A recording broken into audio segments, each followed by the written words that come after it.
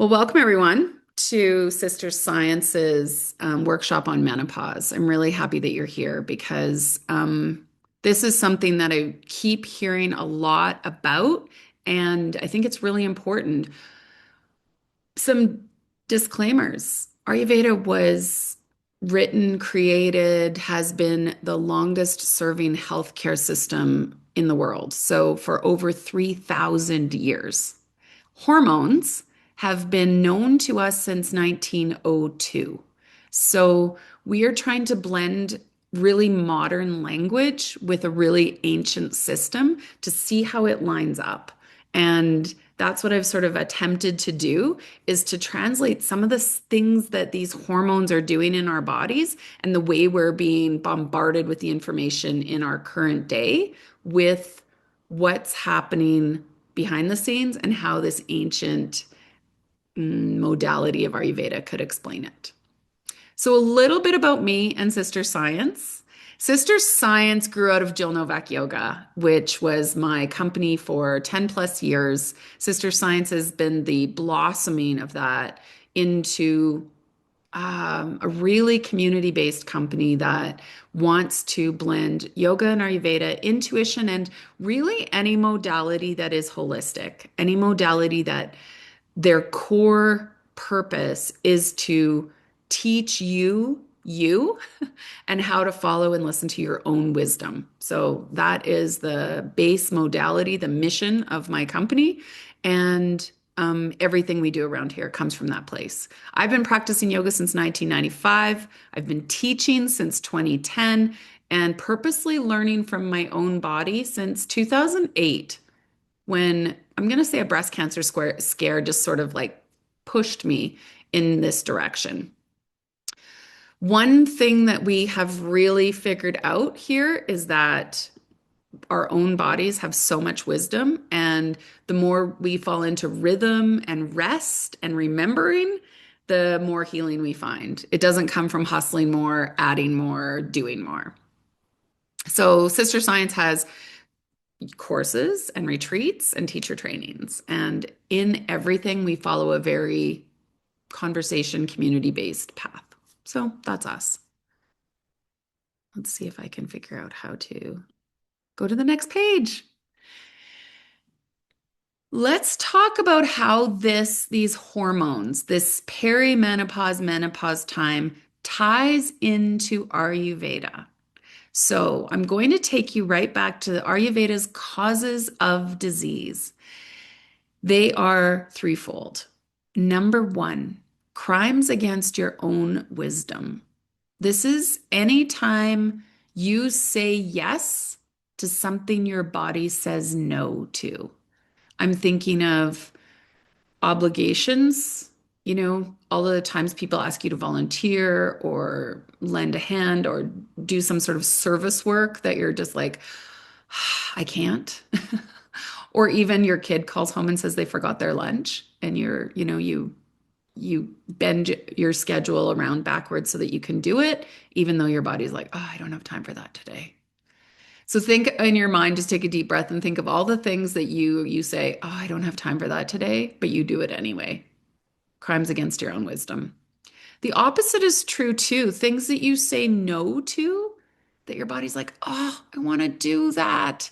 But then your rational voice comes in and says things like, I don't have enough money. I don't have enough time. I would be, I don't have I'm not worthy enough to expend that kind of energy on myself. Usually it is something that's very personal that we want to say yes to, but our rational mind rationalizes why we should say no. Crimes against your own wisdom are number one cause of disease. I want you to keep these three in your head, background knowledge as we go through these hormones because they relate. Number two, disrespecting your own senses. So your five senses, taste, see, hear, feel, and smell, are how you discern, how your body discerns danger around you. They're your 365 days a year bodyguards. They're always on. And you know that if you hear a noise, it will wake you up in the middle of the night and you'll be like, you'll be on, whether it's like a baby crying or a door banging or whatever. It's like You're tuned in to be sensing danger all the time. And so your five senses are always discerning that danger and always discerning what's delightful. So keep in mind this too. It is our goal to keep our filters really clean and clear so that that discernment is acute, accurate, and clear. Okay. And finally, living out of rhythm. Ayurveda teaches us about rhythm. They don't teach us about hustle. They don't teach us about 110%. It doesn't teach us about no pain, no gain. It doesn't teach us about like go all out. Nope. It says whatever you expend, you have to replenish. Whatever energy you put out, you have to rest to recover. So it's all about coming into rhythm. I want you to consider that as we go into these hormones as well. Living in out of rhythm means you rush, you overschedule, you don't respect sunlight and darkness, and you're always in go, go, go mode. You're not finding that time for rest and relaxation. And it's even the idea that we just eat anytime we want all day long. We don't follow three meals. We don't respect intermittent fasting. So this is your backdrop. This is the Ayurvedic backdrop behind the hormones that we are going to look at today. All right. I'm going to go into the three hormones right away, dive right in. I practiced this workshop twice this week in live groups, and our conversations just like took us a mile a minute, and we got off topic really easily. So I'm going to try and stay on topic today. Let's look at estrogen. Estrogen is our nurture hormone and it declines through menopause. It's the one that we most relate to our reproductivity, our ability to be fertile. It gets accentuated for us as we go through puberty, and it leaves our body in some extent as we go through menopause. So it's almost like your body is packing up its reproductive purpose and taking it to a yard sale, just like packing it up and putting it away. So, what that hormone gave us, what estrogen carries, moisture, softness, warmth. It gave us your collagen and your skin elasticity. It gave you some serotonin and it helped you with your memory. It gave you bone density and structure, and it gave you an ability to say yes when your soul says no. So, think about that first crime against your own wisdom. When estrogen kicked into our bodies, it kicked us into the ability to be caregivers, the ability to disrespect that wisdom and still be healthy. Think about the times in the middle of the night if you had babies where you wanted to sleep, but your baby was awake and needed to be fed, and you got up and fed it. And estrogen was like, I got you. I know that you want to be sleeping right now, but I got you. I'll carry you through this time. It carried you through those childbearing years when you wanted to be doing something else, but your toddler needed to go at zero point 0.5 kilometers an hour on the walk, or your teenager needed you to pick them up at 2 in the morning. Whatever it was, estrogen gave you the ability to say yes, to care for other people, often at the expense of caring for yourself. When estrogen leaves, that ability is what is leaving. Your ability to care for everyone else at your own expense. And what happens in our physical bodies is the dryness increases. So we're losing the unctuousness. We're moving into Vata stage of life. We're losing sort of the water of the Kapha stage, the water of the Pitta stage. The dryness increases in your skin, your joints, your eyes, your vagina, your vaginal canal, any sort of the mucous membranes of your body, dryness increasing. Your moods are less stable because that estrogen provided that underlying stability that we wanted and needed. And then we can get resentment over the fact that we're always being asked to do something, the patterns that we've created around saying yes to every need, every person, everyone else's emergency. We start to be resentful. And then some rage builds, all because this estrogen's leaving. So we aren't necessarily as nice, but we are more real. So what I want you to notice is that moistness leaves and dryness is being replaced. That softness is being replaced with hardness. That our stability that we had moving through this reproductive stage of life is being replaced with something that's more variable, more erratic. Ready for number two? Progesterone. This one is our chill pill, and these two have to go together. Progesterone helps regulate estrogen, and estrogen doesn't work alone, which is why these two are such a tag team. Progesterone helps you with that groundedness. It's the heaviness that just keeps you in, gives you enough ojas, gives you enough earth and water to keep you grounded and stable and calm. And it helps us with that sleep. It helps us with our moods. It helps our nervous system feel stable even when life is getting a bit spinny. And it's your internal tranquilizer. As it drops, sometimes anxiety can build. So it's like that underneath ecosystem that was just really grounded starts to fall away. And if it falls away and we don't replace it with something, anxiety can show up. You can be waking up at 3 a.m. So this calm was something that was a biological gift we've been given through these hormones, and the biological gift is leaving. So now it has to become a practice, but because before it was just chemicals that were really, really, really lovely in our body.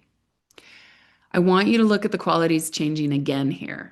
The stability, the stillness, the groundedness gets more mobile, gets more restless.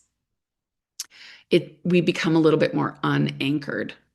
And then this softness that we had, this like, hey, no problem, anytime, becomes replaced with a little thank you would be appreciated, right? Like just hard reactive. So just watch when that's happening in you, and let's just have some grace for us that sometimes these things aren't just the fact that we're a bad person, but it's a hormonal change happening in our bodies. Last one, testosterone. This one isn't purely linked to our reproductive cycle. In fact, I took Dr. Karen Packer, a women's health specialist who's a good friend of mine, out for dinner a week or two ago when I was researching for this presentation. And I asked her about testosterone because it does, like a lot of hormones, follow a monthly cycle the same way estrogen and progesterone do, but it's also something that it's unrelated to our reproductive cycle. It declines naturally in women, but it's not part of that reproductive cycle. So when it gets added into hormone therapy, it's being added because we are missing strength. We're missing feeling strong. And that might be why your doctor might prescribe it as hormone therapy. The other reason it's prescribed in hormone therapy is because we feel a lack of desire in our relationships, a lack of libido, and we want to feel it again. So testosterone can be prescribed because you want to feel that libido again and you want to feel strong. Okay? It carries drive, spark, motivation. It's kind of like your get up and go, pump in the butt, confidence, self-agency, muscle strength and tone, sharpness, and an ignition, a starting. As it declines, you sort of can feel a flattening. Um, yeah, it's not depression, but it's a fire that is going out. And it is part of the stage that we move into Vata stage of life. So we only have a fire now for our own needs. That fire doesn't stay turned on to support everyone else around us. That fire only stays on to support what we want. And it's getting more discerning. So you will notice that. You'll notice that you have more specific yeses and more specific nos because your give a shit about everyone else in the world isn't available to you anymore, almost as a combination of all three of these hormones. So your sharpness gets a little more dull. Your hot, all fired up gets a little bit more chilled out. And that sharp, initiating move passion can get the word's dull, but I'm going to use the word selective. Gets a little bit more selective.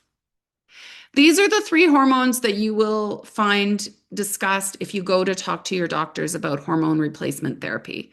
Dr. Karen Packer suggested I don't use the word replacement because she said, and let me see if I stop share here. She said, you can, you can pin. If you think about estrogen dropping at menopause, or even think about all these three dropping, the hormone replacement that you're given is just like this much. So hormone therapy sort of adds just a little top up. It does not ever get you back to what your body was producing um, in earlier years of your life. So just know that. All right, next one. I want you to think about your symptoms. And I want to look at these symptoms and how they fit into the Ayurvedic doshas. And I know there might be some of you on this call that don't quite know what I mean by the word dosha. So I'll try with each one to give you a little bit of background. So the three doshas are Vata, Pitta, and Kapha. You know what? Maybe I have a slide that I can go to first. There we go. And Vata is our air and ether.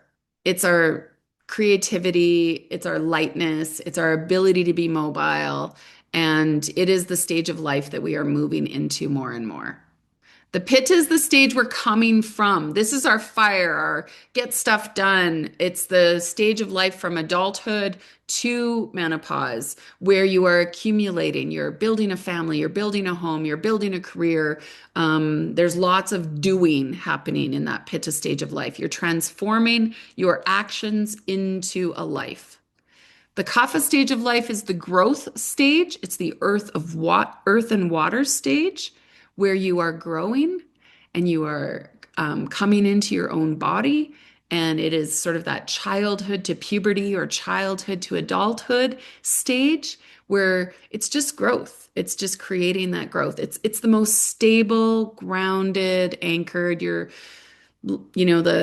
do-ness, you haven't sort of kicked into to-do mode yet, and you're not yet in that really light, ethereal Vata mode. Good. So there's your baseline. Pitta has a lot of symptoms because we're shifting from the Pitta stage of life to the Vata stage of life. We're shifting from the to do into don't give a shit stage of life. And how that shows up in our symptoms could be hot flashes, night sweats, rage and irritability, skin rashes, because your skin is really good at venting heat from your body. It could also be with, sort of like your flushed rash on your neck or a boil, even just a way your skin is getting rid of heat.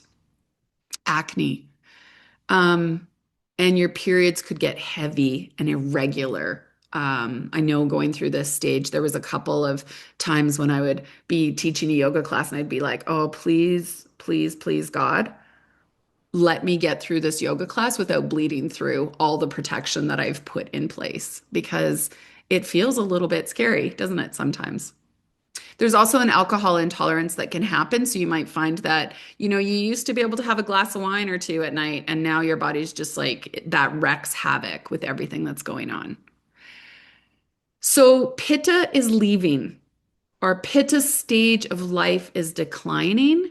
And in doing so, it's taking a bit of that fire with us. Think about that testosterone dropping.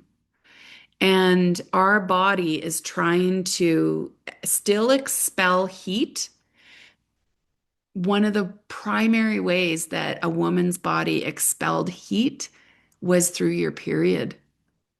And so, with the loss of the period, your body is also saying, okay, now I got to go back to just the other ways of ditching heat. And it can't be now through the blood releasing in my body. So, we're losing that detoxification of the blood release, and we're losing that heat release that's happening with that monthly menstruation. So that's what your body's saying to you. Your pitta is leaving. And we're getting these last sparks of pitta as it's getting, especially when we have these symptoms, it means your body's not getting good access to ways to vent, as ways for that heat to vent out of your body. So one thing to do about this, how to honor this stage of life, is that we want to cool things down. You don't want to be going for a hot run on a noon hour. You might want to go to yoga. You might not need to hit the hot yoga class. We want to get into our body and help it sweat for sure, because sweat's a great way to get rid of heat, but we don't necessarily need to go into the room preheated because we want to vent heat that wants a way out of the body. I would love it if we could add bitterness, bitter, astringent, pungent foods to our diet, leafy greens, berries, cool cucumbers and watermelons, things that help us cool the body and detoxify. Because that detoxification that our body was using our menstrual cycle for isn't there. Release before you add. Pittas always want to add another thing, add another thing, add another thing, add another thing. We want to start thinking about letting go of something, letting go of something, letting go of something. And this is metaphorical and literal. Purge your spaces, reduce your schedule, say no to more things. I'd like you to prioritize your sleep. We, like babies, now have an even more important window to get ourselves asleep, and it is before 10 p.m. So that our liver, which is now even more responsible for helping us process heat, can do its work. So you having a grounded evening routine that gets you to bed so that you can be asleep by 10 is your best bet at being able to sleep through the night. And Shatali breath. This is the coolest way to get rid of heat in your body if you just need to do it quickly. If you're someone who can curl your tongue, you curl your tongue, stick it out, and breathe in and out as if there's a straw moving through that tongue. I can't curl my tongue, so I'd put my teeth together. I'd open my mouth wide so that the air pulls in beside my teeth. When you breathe in and out through your mouth, you are breathing in cool air and you're breathing out heat. When we breathe in, yoga teaches us to breathe in and out through our nose so that our body can heat up the air before it comes into the body. And that when we release the air, we don't release the heat. So when we breathe in and out through our nose, we're trying to build heat in our body. Anytime you exhale out through your mouth or breathe in and out through your mouth, you're bringing cooling into the body. Yeah, so we start to be able to, I'm going to say mouth breathe again, but I want you to mouth breathe intentionally. So I think the biggest thing is that we're starting to ask ourselves, what's this hot flash? It's trying to tell you to cool down. What's this rage telling me? It's asking you to cool down. It's saying, here's a spike of heat. How do you vent it properly? And you're the one in charge of that now. Those hormones aren't going to help you. Kapha is the earth and water. This is that childhood grounding. This is the ojas. This is the stuff we said estrogen and progesterone are giving us that heavy, grounded, supporting ojas. Sometimes we can feel like kapha symptoms get make us too stagnant. So if things start to feel too stagnant as we pass into this stage, you will find that you feel stuck. You feel heavy moods, grief, emotional flooding. Your body changes could feel like you're gaining weight. And this is where we would put the loss of libido, just like I'm not interested. Um, When we tip into these kapha stagnation symptoms, it's asking us for movement. It's asking us to add some heat. So this is sort of like when this is happening, it's saying, I need you to move and I need you to warm up your body. So when that happens, it can also be asking you to, yeah, warm and move. It's asking you to fill your cup. Fill your cup first. Guard your energy. Don't let your energy spill out in other places because you need it for you now. You need meaningful connection, warm, nourishing food, releasing obligations that drain you. Strength training, walking, yoga protects your muscles and bones. And your creative expression really helps lighten things. So rekindle the fire. You, as the Pitta testosterone leaves, the fire that those sparks of fire that are leaving when Pitta symptoms happen, when those die out, it can leave us feeling really flat. And that's when it's up to us to really tap into what kindles our fire. So it's about stopping our body from giving to everyone else. And it's asking what we can give to our body, what we can give to ourselves. Let's go to the last one, the last section of symptoms. These are our Vata symptoms. And these are the symptoms of air and ether. Now, when we move to Vata stage of life, I want to point some things out. We live in a really Vata culture. Information coming at us 24/7. Everything's on the go, go, go, go. Lots of mobility in our culture. We live in a Vata climate. It's cold and it's dry for 7 to 10 months of the year, it feels like. And anyone who has a Vata body type or a Vata constitution has that as well. So this is increasing and we're moving into a Vata stage of life. So these symptoms coincide not just with menopause, but with this shift in life stage for both men and women. So it can show up as anxiety, as forgetfulness, as racing thoughts, as ungrounded, feels like you don't have focus or clarity. It can show up as insomnia, waking in the middle of the night, not being able to go back to sleep, and then dryness everywhere, all over your body, because that's sort of that wind of Vata just moving through their body, sucking up any moisture that's available. So as these hormones leave, I'm going to move right over to how to honor it. We're being asked to add warmth, add oil. The practice of Abhyanga that Ayurveda teaches us becomes even more essential during this time of life. I have to say, I've even added an oil to my kitchen sink, sort of dish, right beside the dish soap and in my bathroom, because when I go wash my hands now and I use a soap, it feels immediately like my hands are just like sawdust dry. And so I've been washing my hands with oil.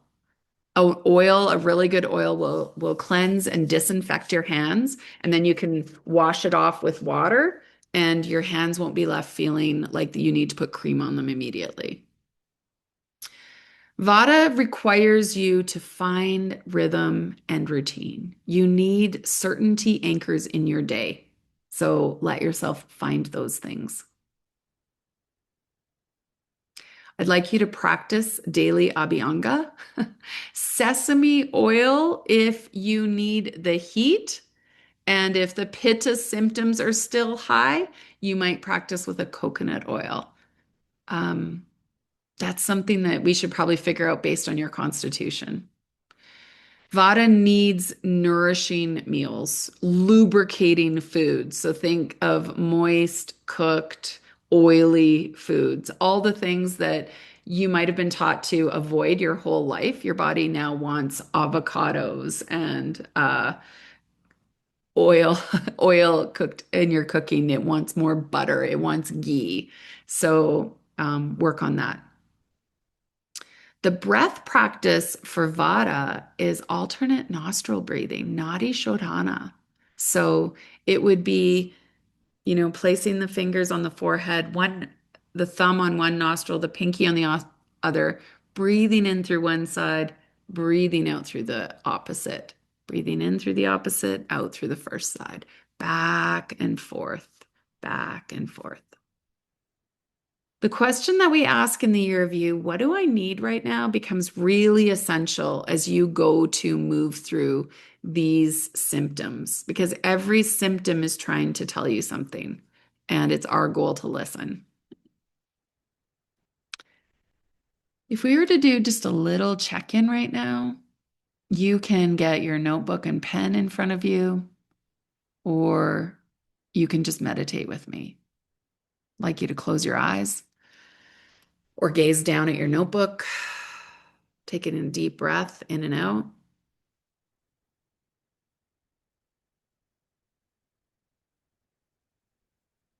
And I'd just like you to ask, what messages is your body telling you through these symptoms? Which ones are most prevalent?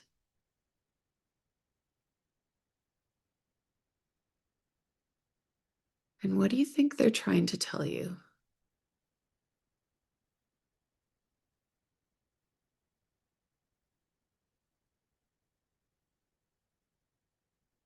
And what do you already know you need to do? What has to give right now?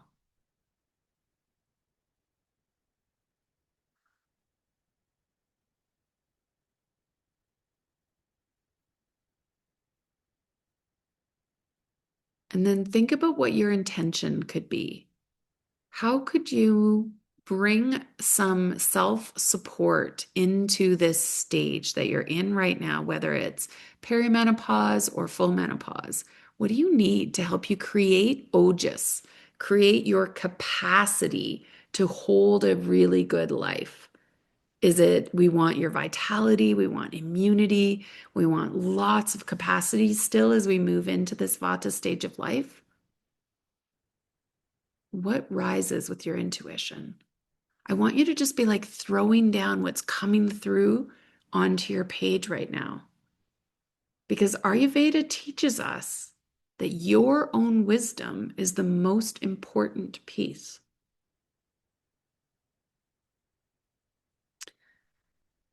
All right.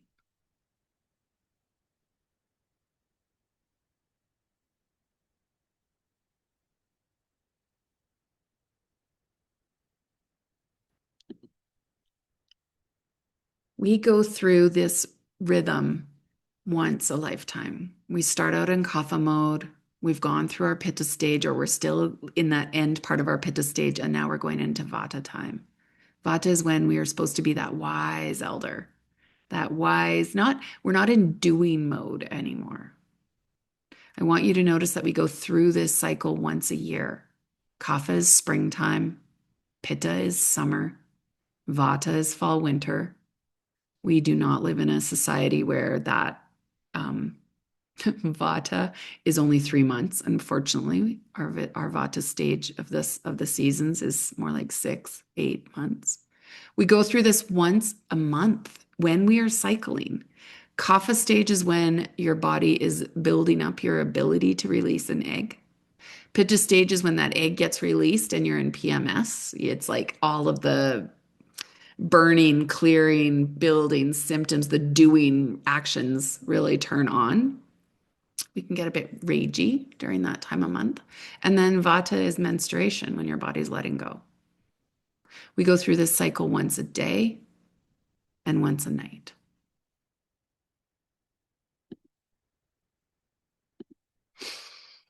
I want to point out that our yin and yang, so I've actually got the words opposite here.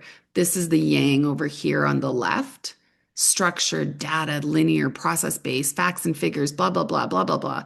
This is the masculine. And we have been adapting to this masculine world that we live in our whole lives.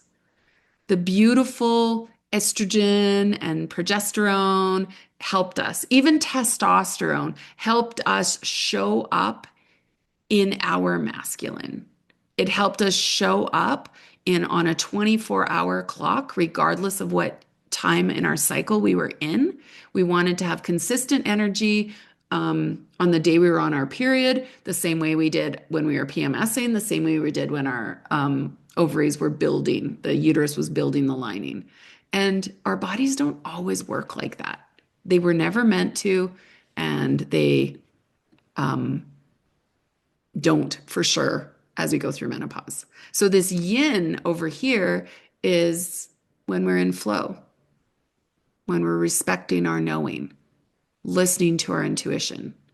There's a mysteriousness here. There's a mystique because this isn't rational. It isn't practical. This is stuff you know, but you can't explain to anyone why you know it. And when they challenge you on it, your rational brain can sometimes go, yeah, I don't understand. I don't know why. I don't know either. I don't know either why I think that. I just do. But this time of life is saying, listen to that which you can't explain. It's our curiosity. And maybe that's how we describe it or we come into relationship with it. It's my hypothesis. We know it's not our hypothesis. We know it's our knowing. But maybe we test it on our world and on our patterns by saying, what if I listened? What if I tested? Came at it through curiosity and hypothesis. Because we are the expert. We want to rely now on our internal expert instead of outsourcing that to an external expert. It's a little bit of the unknown, and it's us trusting that we know how to move through that. So I just want to point out that yin and yang because as we move now, I just want to point out that estrogen, progesterone, and testosterone are going to decline, and there's nothing we can do about it. It's biology in our bodies. So, what hormones do we have control over? And how can we be in relationship with the ones we do have control over? Well, you can help control your melatonin and your serotonin. These ones are your daylight, sunlight, 24-hour clock hormones.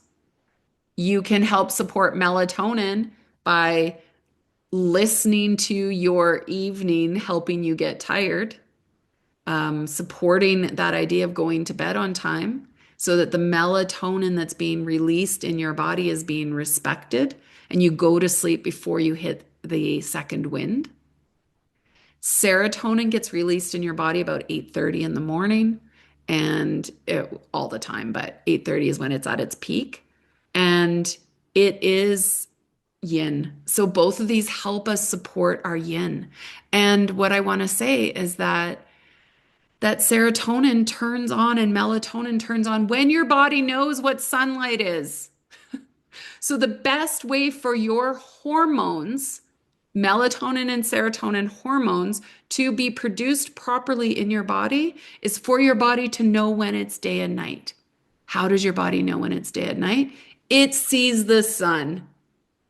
And therefore it goes, oh, yeah, okay, I know when to produce those hormones.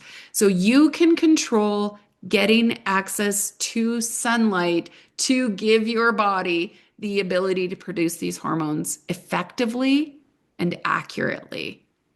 You still have that control. These are really yin hormones. They really help us. They almost come in and they help us stay balanced, right? We need the melatonin more than ever because that lightness of Vata is rising and the progesterone and the estrogen, that heaviness that kept us asleep, that helped us sleep through the night is leaving us.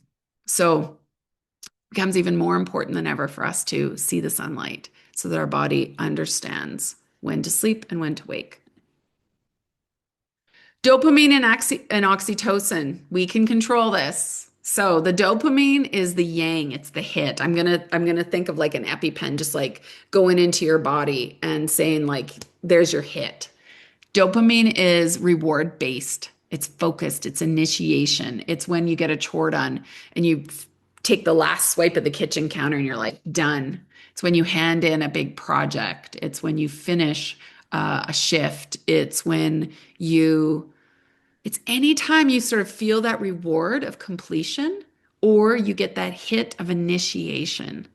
And we need to make sure that we are curating healthy dopamine and not just getting it from the game on our phone. I could probably talk about that a lot, but I'm not going to. Oxytocin is one of the best replacements for estrogen and progesterone that we could have. Dopamine replaces testosterone a little bit, right? Kind of acts the same way. Not necessarily strength, but it gives you that little kick in the butt. Oxytocin is this beautiful feeling of like just being held. Oxytocin is the sigh when you're in company.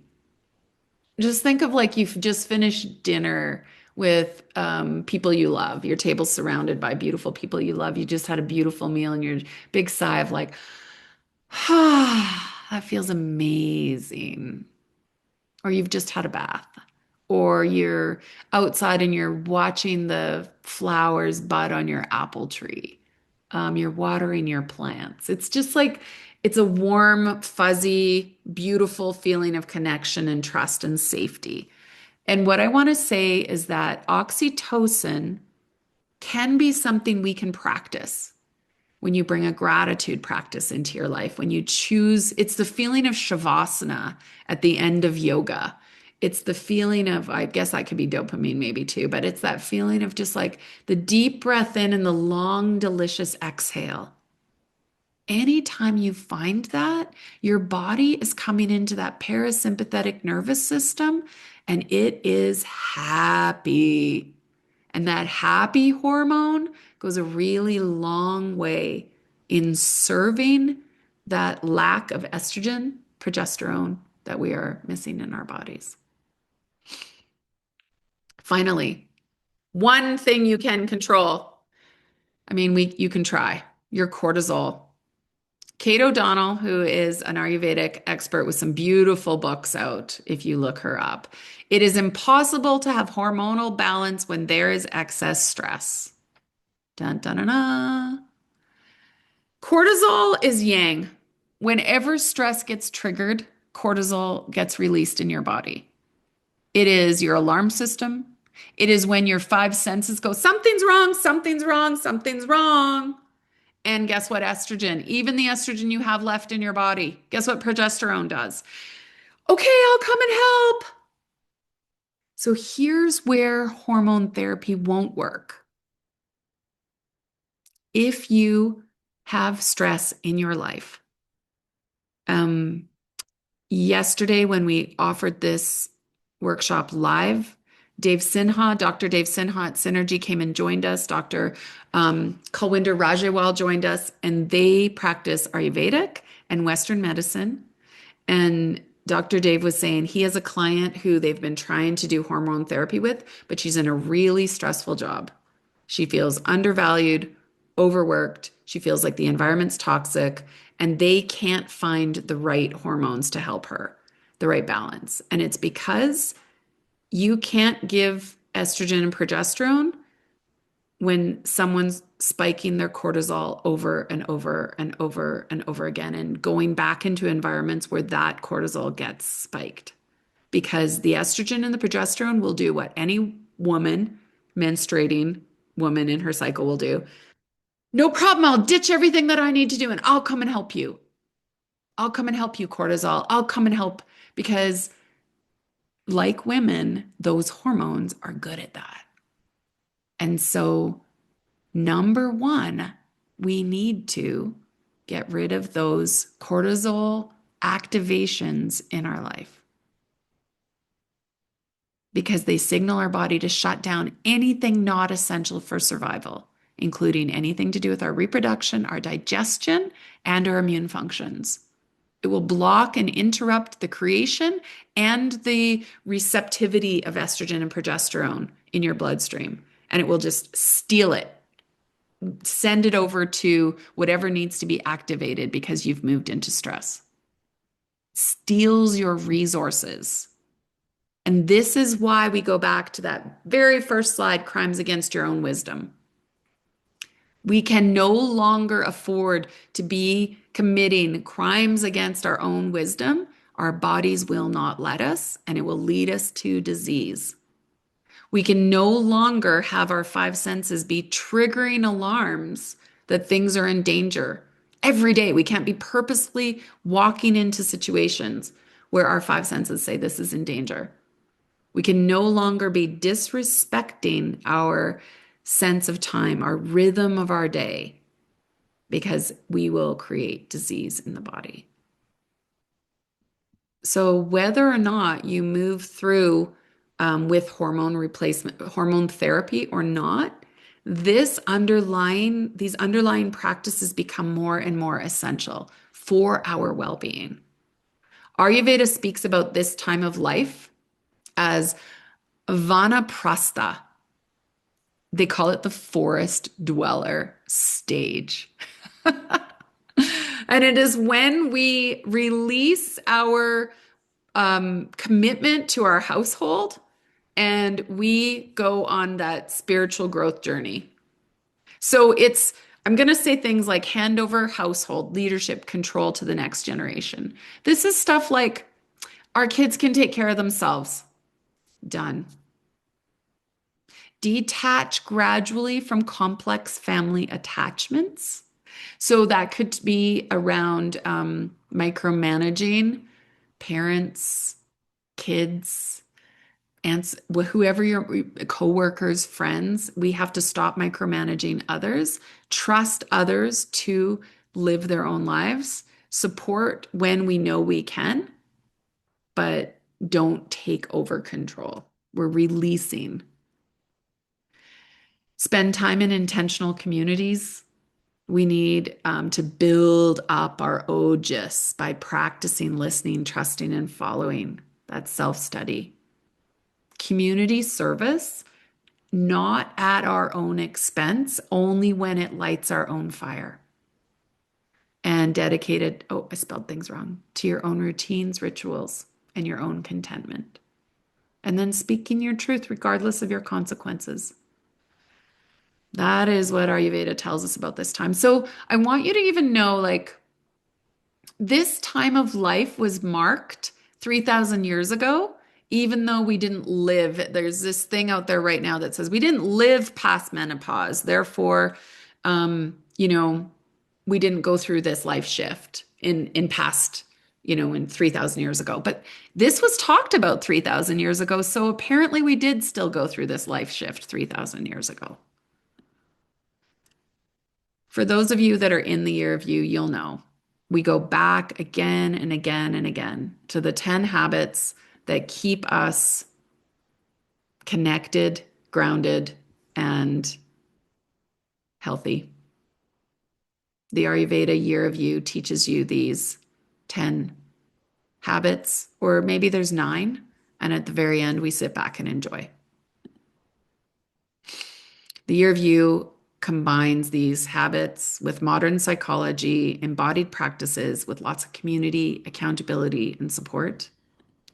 And if you haven't done it, then you can take a picture of this QR code and it takes you to your next step, which is learning and understanding your own constitution. So what's going on in your body right now that is Vata, Pitta, or Kapha, so that you can start understanding where to begin this whole practice. That's excellent. Before I say goodbye, there's a couple more things that come up when we have our group conversations after this workshop. And one is that the Vata people can feel very overwhelmed because the symptoms that I've just told you, you could be getting all of them, the Pitta symptoms, the Vata symptoms, the Kapha symptoms, all of them. And I want my Vata people to know you always start by balancing Vata. I want everyone to know you always start by balancing Vata. So you bring in moisture, you bring in stability, and you bring in heat. You bring in some warmth. And this comes in the form of routines and rituals and warm, nourishing foods. It comes in the in really good sleep hygiene, taking care of your evenings so that you can get to sleep by that sort of window of opportunity and bringing enough warmth. You are in charge of your own fire once you move through this menopause stage. And so your fire isn't something that needs to be tended every day. It's like every day you got to get in there and like set up the little kindling and light it again because your body isn't going to do it for you. And so, what does that look like for you? What kind of morning do you need to have where you can start the fire? And also know it's not a fire. It's not the kind of fire that can go help everyone around you. It can only help you. The other thing that always comes up is that our culture doesn't support everything I've just told you. It's not possible sometimes for you to do this transition the way your biology wants you to. Your biology would love you to go into what they would call retirement. Your biology would love for that to be what you do. You let go of all of those responsibilities that spike oxytocin in your life, whether that is, you know, chasing kids around or working at your job. And you might not be able to do that yet. Maybe you have X number of years that you still have to work. Maybe you had your kids late and you actually still have children around you that need tending. And I want you to know that this biology is going to happen to you, and our world around you is not going to honor the transition that your body's going through. We don't live in a world that honors you withdrawing your constant doing, fixing, supporting, helping. Sometimes it's for financial reasons that you have to stay in those environments, and sometimes it's for caregiving reasons, parents, kids, that you have to stay in those environments. That's where hormone therapy could be supportive for you. And it's also where it becomes more and more and more essential that you anchor lifestyle habits, that you carve out some time every day to take care of yourself, your morning routines, your evening routines, your cycle of eating, bringing circadian rhythm into your life as much as you can, honoring that daylight, sunlight, daylight, moonlight cycle, night and darkness. Whatever you can do, do, because you need to fortify for the transition that potentially your biology is doing, even though you physically aren't doing. Does that make sense? Or your physical life is still kind of treating you like you're in your pitta stage, but your biology's going, I'm not in pitta stage anymore. One of the other things that comes up in conversation is this idea of like, when we say, I'm out, this is one of the stages where we are at the highest stage of divorce because we get to a point where we're just like, I'm out. And we might mistake our libido dropping for not being in love with our partner. We might find that our voice that we're finally sharing isn't being received the way we need and want it to be received. And so these hormones changing in our body change our tolerance for things that we used to tolerate very well. And so the more we can build our ojas, the more we can build our capacity by having good routines, by practicing these 10 habits of Ayurveda through the cycle of the seasons, the more it gives us capacity to be in education mode for ourselves and for those we are in relationship with as to how we might be changing and how we're going to be showing up different in the world. And we need other people to accommodate that the way we've been accommodating them. So we're changing a pattern of how we're showing up in the world, and we're doing that intentionally. And we're doing that hoping that the relationships can shift, change, adjust, and accommodate for us instead of us doing all of that work. But just know that you're still going to be essential in that education. So we need those rituals as we move through the way our life is still demanding the hustle out of us. Yeah. So reach for support wherever you can. And yeah, I have huge compassion because we've been well trained in our masculine traits. And now is a time when we are needing to fall into the feminine traits even more. And those are the ones that we do not have a good grasp of. We haven't been raised in a culture that has taught us to trust, follow, and respect our own truth. And so it's a difficult stage for us to come to when we live in a culture that has constantly dismissed that. So good luck in this hormone transition. And if you do need support, know that that's what we do here in Sister Science. And our foundation course is the Year of You. It is the starting point that I suggest for anyone moving into, I don't know, I even want you to start when you're like 25 so that you start anchoring these habits before this stage of life smacks you like a brick wall against all of these changes so that you've built the capacity and the ojas way before. Yeah, so if you get to listen to this when you are at a perimenopause stage of life, then take it seriously because this is coming for all of us, women, and we need to listen to our intuition. Comes from men too, but for them, crimes against their own wisdom looks a little bit different because their hormones don't shift, but they do need to listen to their own wisdom as well. I think that's everything. I appreciate you listening. I appreciate you staying this long.